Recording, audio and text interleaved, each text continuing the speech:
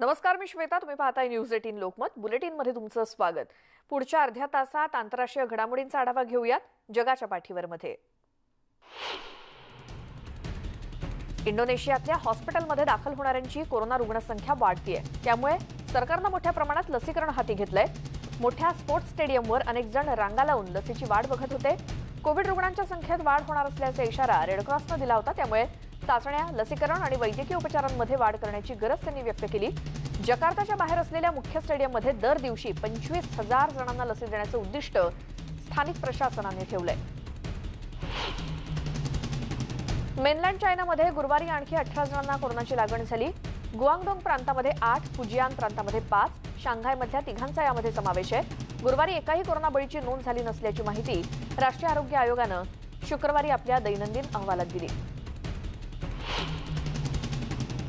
गेल्या 3 दिवसांपासून स्पेनच्या कॅटालोनिया प्रांतामध्ये 5,000पेक्षा अधिक कोरोना रुग्णांची नोंद होतीये.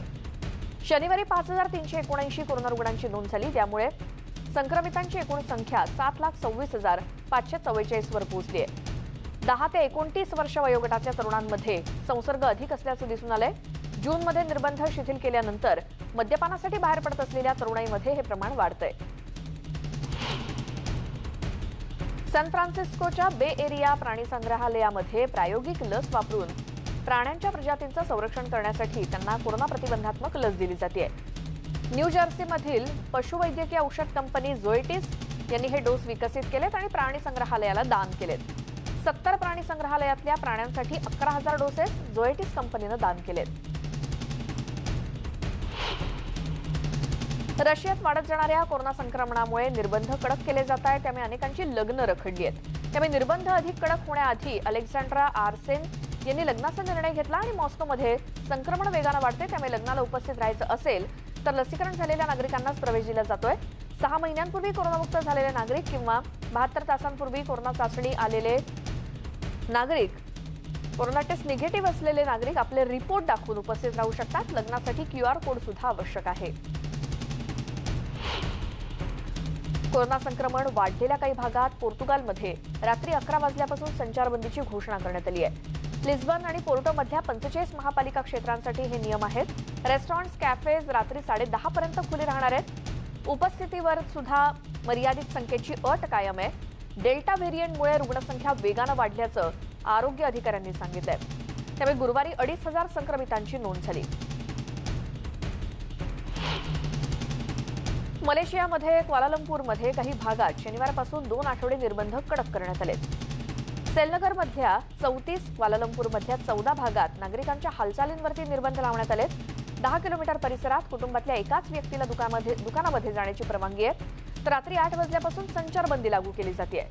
अन्नपदार्थ, औषधं, मास्क या अत्यावश्यक सेवेतल्या दुकानांनाच व्यवसायाची परवानगी आहे. ऑस्ट्रेलियात न्यू साऊथ वेल्समध्ये शनिवारी स्थानिक संक्रमणातून 35 जणांना कोरोनाची लागण झाली. सध्याच्या आपत्कालीन स्थितीतली ही सर्वाधिक संख्या आहे. सिडनीतल्या 2 आठवड्यांचा लॉकडाऊन 9 जुलैला संपणार आहे. 24 तासात 56,000 जणांची कोरोना टेस्ट करण्यात आली. अनेक जण लस घेण्यासाठी रांगा लावत आहेत.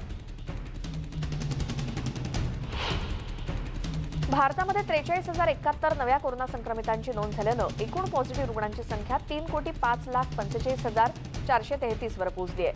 955 कोरोना बळींची नोंद झाल्यानं एकूण बळींची संख्या 4,02,005 इतकी झाली. तर 52,299 जणांना डिस्चार्ज मिळालेल्या एकूण नागरिकांची संख्या 2,96,58,078 वर पोहोचली आहे. देशभरात 4,85,350 कोरोना रुग्णांवर सध्या उपचार सुरू आहेत. देशभरात 35 कोटींपेक्षा अधिक नागरिकांचं लसीकरण पूर्ण झालंय. गेल्या 24 तासात 63,87,849 जणांचं लसीकरण झालं. एकूण आकडा 35,12,21,306 वर जाऊन पोहोचलाय. चीनच्या जगण्याच्या मूलभूत अधिकारांवर गदा आणण्याच्या वृत्तीला कंटाळून हाँगकाँगच्या काही नागरिकांनी ब्रिटनला कायमचं स्थलांतरित होण्याचा निर्णय घेतलाय. असेच काही नागरिक ब्रिटनला जाण्यापूर्वी अतिशय भावूक वातावरण दिसलं. आपले नातेवाईक, मित्रमंडळींना निरोप देणं या स्थलांतरितांना जड जात होतं. गेल्या वर्षापासून चीननं अंशतः स्वायत्त असलेल्या हाँगकाँगमध्ये कडक राष्ट्रीय सुरक्षा कायद्यांची अंमलबजावणी करायला सुरुवात केली. त्यामुळे तिथल्या सर्वसामान्यांच्या नागरी हक्कांवर मोठ्या प्रमाणात गदा आली आहे. आपल्या मुलांच्या भवितव्यासाठी अखेर काही जणांनी जड अंतःकरणानं परदेशी स्थलांतरित होण्याचा निर्णय घेतलाय.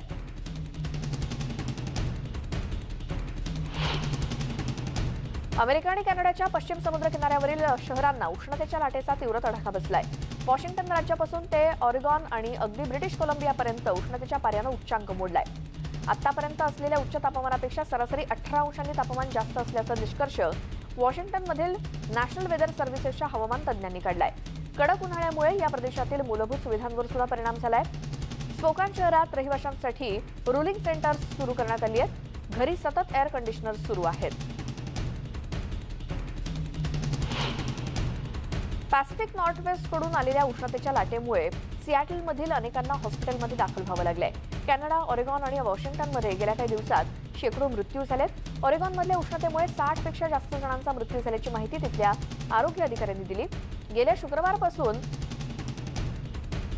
मल्टॉनमाहमध्ये 45 जणांचे मृत्यू झाले, तर ब्रिटिश कोलंबियामध्ये शुक्रवार ते बुधवारमध्ये 486 अनपेक्षित मृत्यू झाल्याची माहिती मिळाली आहे. उत्तर कॅलिफोर्नियाच्या जंगलामध्ये लागलेल्या वणव्याला विझवण्यात अग्निशमन दलाच्या कर्मचाऱ्यांना काहीसे यश आलं. या वणव्यामध्ये काही घरं जळून खाक झाली आहेत, तर हजारो लोकांना इथून घरं रिकामी करायला लावली आहेत. माउंट शास्ता इथल्या जंगलामध्ये 3 वणवे लागले होते. सॉल्ट फायर इथल्या मालमत्तेचं मोठं नुकसान झालंय. एकाच परिसरातल्या जवळपास 12 इमारतींचं नुकसान झालंय आणि जवळपास 21 चौरस मीटरपर्यंत ही आग पसरली होती.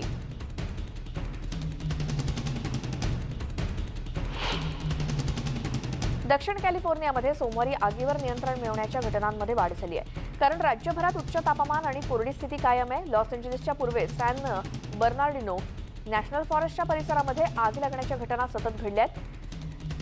केएबीसी टीव्हीच्या अहवालानुसार अमेरिकेच्या फॉरेस्ट सर्व्हिस अग्निशमन दलाच्या जवानांनी आणि सॅन बर्नार्डिनो या काउंटी अग्निशमन विभागानं या आगीला नियंत्रणात ठेवण्यासाठी सर्वतोपरी प्रयत्न केले आणि आगीवर नियंत्रण मिळवण्यासाठी अग्निशमन दलाच्या जवानांनी शर्थीचे प्रयत्न केले. काही एकर परिसरामध्ये ही आग लागली होती.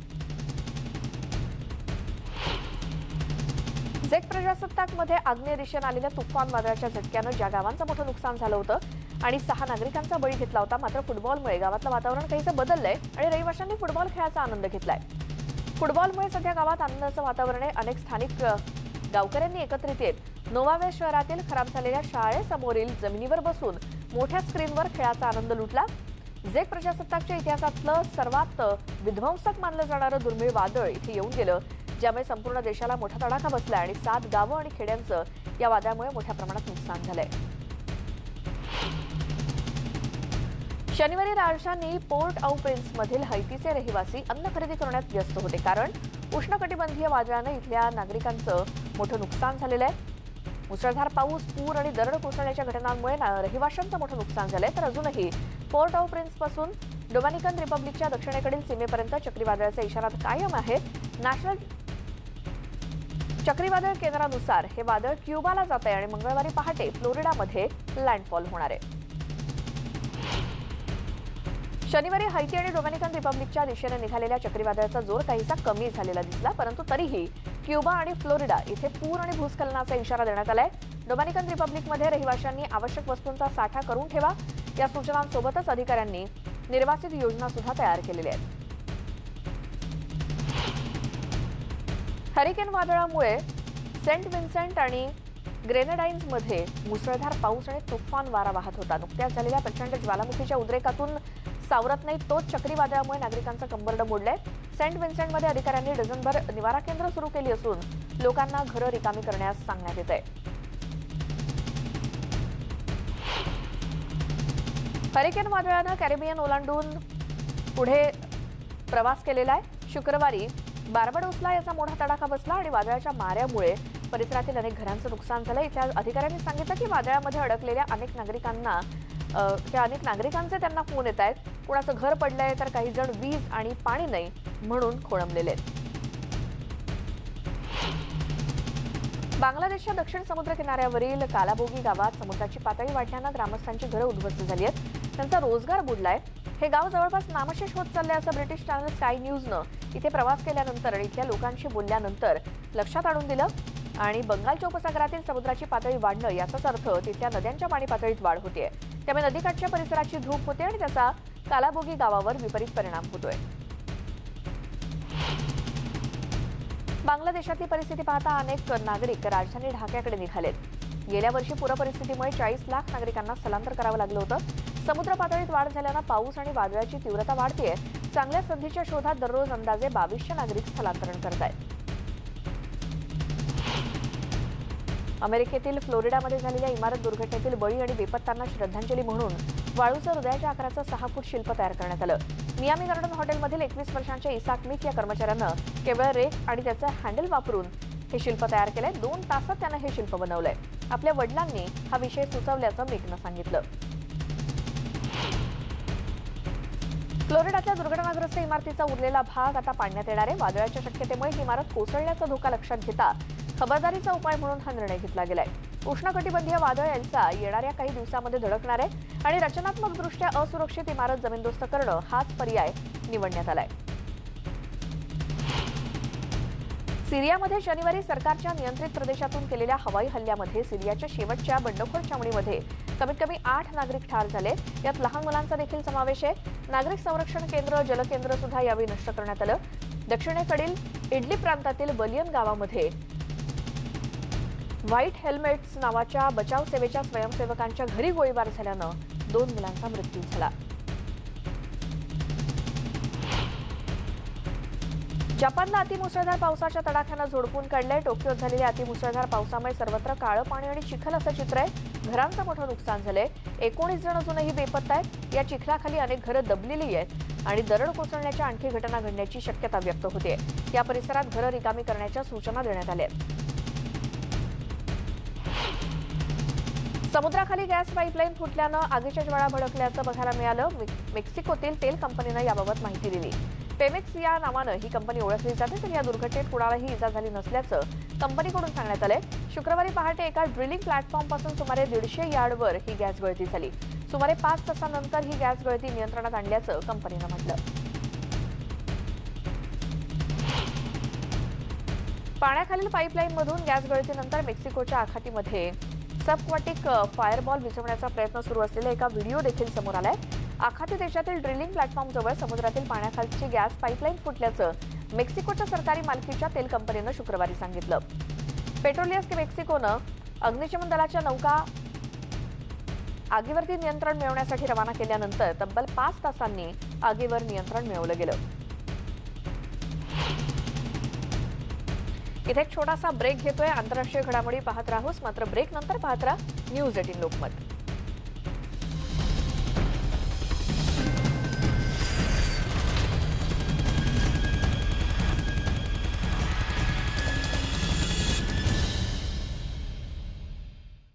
ब्रेकनंतर बुलेटिनमध्ये तुमचं स्वागत. पाहूयात आणखी काही आंतरराष्ट्रीय घडामोडी. पेरूमध्ये राष्ट्रपतीपदाच्या उमेदवाराचे शेकडो समर्थक शनिवारी लिमाच्या रस्त्यावरती उतरले होते आणि गेल्या महिन्यात झालेल्या निवडणुकीच्या निकालासंदर्भात अधिकाऱ्यांनी निर्णय घेण्याची मागणी केली. डावे उमेदवार पेड्रो कॅस्टिलो यांनी पुराणमतवादी फुजिमोरी यांच्यावरती विजय मिळवला. परिणामी फुजिमोरी यांनी आणि त्यांच्या पक्षानं या निवडणुकीला आव्हान दिलं. कोणताही ठोस पुरावा न देता हजारो मतपत्रिकांचा घोटाळा असल्याचा आरोप करणाऱ्या फुजिमोरी यांनी केलेल्या तक्रारीवर राष्ट्रीय निवडणूक आयोगानं अद्याप काही निर्णय घेतलेला नाही. शनिवारी मिशिगन चेरी फार्मला भेट देऊन अध्यक्ष जो बायडन यांनी आपल्या द्विपक्षीय पायाभूत सुविधा पॅकेजेस आणि कुटुंब आणि शैक्षणिक गुंतवणुकीसाठी अतिरिक्त योजनांसंदर्भात चर्चा केली. चेरीची तोडणी करणाऱ्या ग्वाटेमालाच्या 2 जोडप्यांशी त्यांनी गप्पा मारताना अध्यक्षांनी आपली इमिग्रेशनची योजना देखील आखली. डेमोक्रॅटिक गव्हर्नर ग्रेशन व्हिटमर ज्यांनी राष्ट्रीय चेरी महोत्सवाचं आयोजन केलं ते देखील जो बायडन यांच्यासोबतच्या चर्चेमध्ये सहभागी झाले. प्राईड परेडमध्ये भाग घेण्यासाठी हजारो लोक शनिवारी माद्रिदच्या रस्त्यावर उतरले होते. कोरोना महामारीमुळे सुरक्षेच्या कारणामुळे गेल्या वर्षी ऑनलाईन पद्धतीनंच कार्यक्रम पार पडला होता. मात्र यावर्षी कोरोना नियमांचं पालन करत ठरवून दिलेल्या लोकसंख्येच्या मर्यादेत माद्रिदच्या रस्त्यावर नागरिकांनी हजेरी लावली. तर या परेडमध्ये सहभागी झालेले जादूगार डेव्हिड मारोटो यांनी आशा व्यक्त केली की लवकरच ही आव्हानात्मक परिस्थिती दूर होऊन आपण पूर्वीसारखं आयुष्य जगू शकू.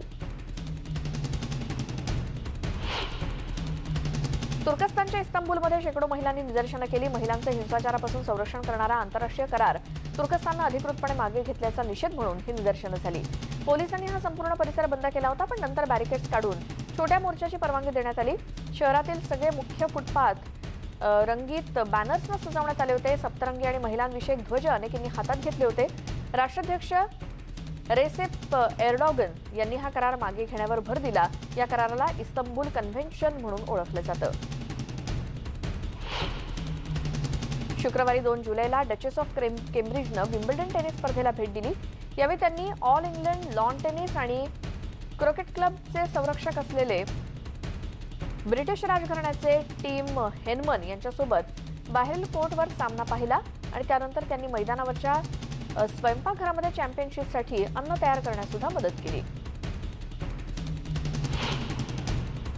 अमेरिकेतले दिवंगत गायक जिम मॉरिसन यांना श्रद्धांजली वाहण्यासाठी पॅरिसमध्ये त्यांच्या चाहत्यांनी गर्दी केली. त्यांच्या 50व्या स्मृतिदिनानिमित्तानं light my fire, break on through अशा त्यांच्या गाजलेली गाणी गाऊन त्यांच्या स्मृतींना उजाळा देण्यात आला. या परिसरात अल्कोहोल, धूम्रपान आणि मोठ्या आवाजात गाणी ऐकायला बंदी घालण्यात आली होती.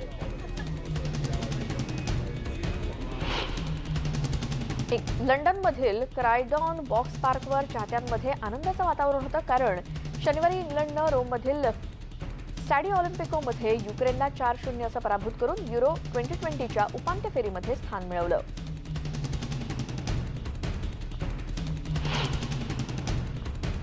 युरो 2020च्या उपांत्यपूर्व फेरीत इंग्लंडला 4-0 पराभूत करूनही युक्रेनच्या चाहत्यांनी शनिवारी कीव येथे जल्लोष केला.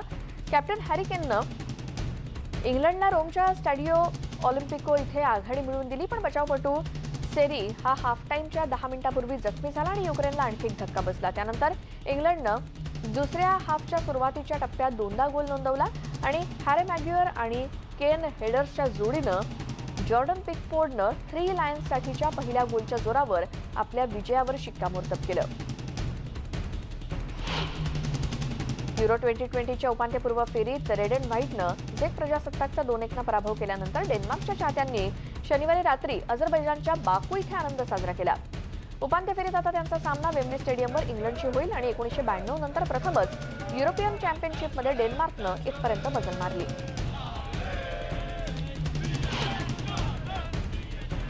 शनिवारी युरो 2020 मध्ये झालेल्या उपांत्य फेरीच्या सामन्यात डेन्मार्कनं झेक रिपब्लिकला पराभूत करण्यासाठी कोपनहेगनमधील चाहत्यांनी तशी इच्छा व्यक्त केली होती आणि शनिवारी अझरबैजानच्या बाकू इथे झेक प्रजासत्ताकवर 2-1 विजय मिळवल्यानंतर डेन्मार्कनं 2020 युरोपियन चॅम्पियनशिपच्या उपांत्य फेरीमध्ये प्रवेश केलाय.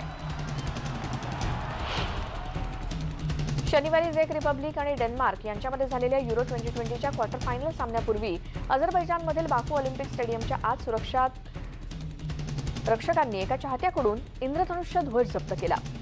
खेळापूर्वी सराव सामन्यादरम्यान डेन्मार्कचे फॅन्स बसलेल्या ठिकाणी हा ध्वज दिसू लागला. 2 सुरक्षा कर्मचारी आतमध्ये गेले आणि त्यांनी त्यातल्या एकानं हा ध्वज ताब्यात घेतला. UEFAनं शुक्रवारी सांगितलं की बाकू आणि सेंट पीटर्सबर्गमधील क्वार्टर फायनल गेम्समध्ये इंद्रधनुष्याच्या रूपामध्ये प्रायोजकांकडून जाहिरात बोर्ड दर्शवले जाणार नाहीत.